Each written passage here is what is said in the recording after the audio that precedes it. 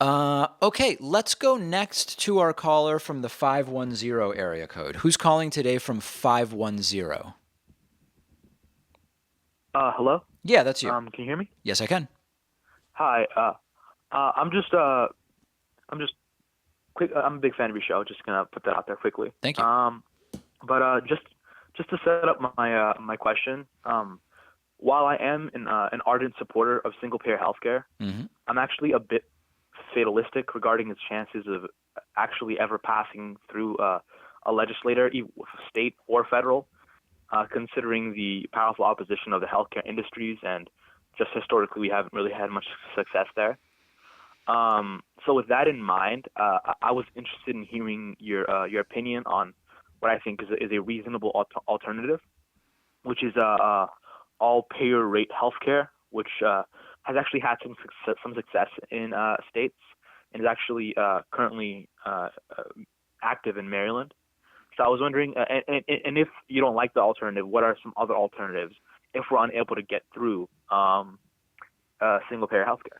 So, single payer healthcare can mean a lot of different things. You have to remember that when we talk about different ways we could structure health insurance and healthcare delivery, you can have government involvement in the health insurance piece of it, but then the care is still provided by a combination of private and public healthcare providers. So, like as an example, Medicare is an example of single payer of which affects the health insurance side, but people are still going to sort of like regular private doctors and a combination, of course, of state-run and sort of government hospitals.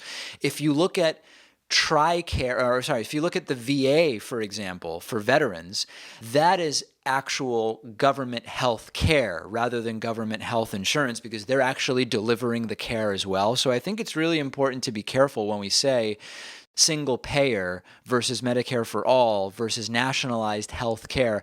These are all sort of different things. And what I think you're correctly getting to is that the obstacles politically to doing any one of these are different depending on what the political climate is and who's in power. So expanding something like Medicare is very different than saying government is going to take over healthcare delivery. Doctors will now work for the government, sort of similar to the British system. So I think it's really important for us to understand that, yeah, I share some of your skepticism that there's political viability for a lot of these ideas, but things can happen pretty damn quickly once you get Democrats controlling the White House, the House, and the Senate. Obviously, for-profit health insurance companies are going to be a barrier, and their lobby is extraordinarily strong. But in the same way that I don't want to make it seem like we're just going to snap our fingers and have some kind of single payer, we don't want to just write off the possibility because the healthcare lobby is strong. Like there's still work to be done that can be successful here. Okay, I agree with you to a certain point.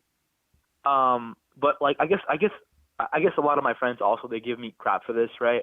I I want to like okay, how should I put this? Um, from my understanding, what I've been doing a little bit of reading on it is that all payer rating, what it does is it sets one price for every health insurer, right? For any given medical sorry, it sets one price for every health insurer for any given medical procedure, Right. right? So I think that like I feel like that would be more politically viable in terms of like selling it to the public because there have been some polls that have been done that while the public supports single payer single payer or sorry not single payer Medicare for all, the support for it lowers when they find out that a they might have to pay more taxes and b that they eliminate private plans for one government plan. I'm not Okay, talking yeah, about but the so neither of providers. those I'm things are talking about true. just the That's the insurance problem. plan. So neither of those things are true, right? What you have to remember is, okay, I know it isn't. yeah, so I think what we need to do is focus on the fact that a lot of people are believing talking points that aren't true. But all payer rating system deals with the cost, the pricing side. That's one part of it, but there's still a whole other side to it. So it's not a bad idea. I'm not disagreeing with you, but there's just a lot more that has to be considered in terms of which issues would that actually address and which ones wouldn't it. But really good call. Appreciate hearing from you. Really glad that you're thinking about this stuff because it is really important. And if we don't think through some of these issues in exactly this way, we're not going to get anywhere.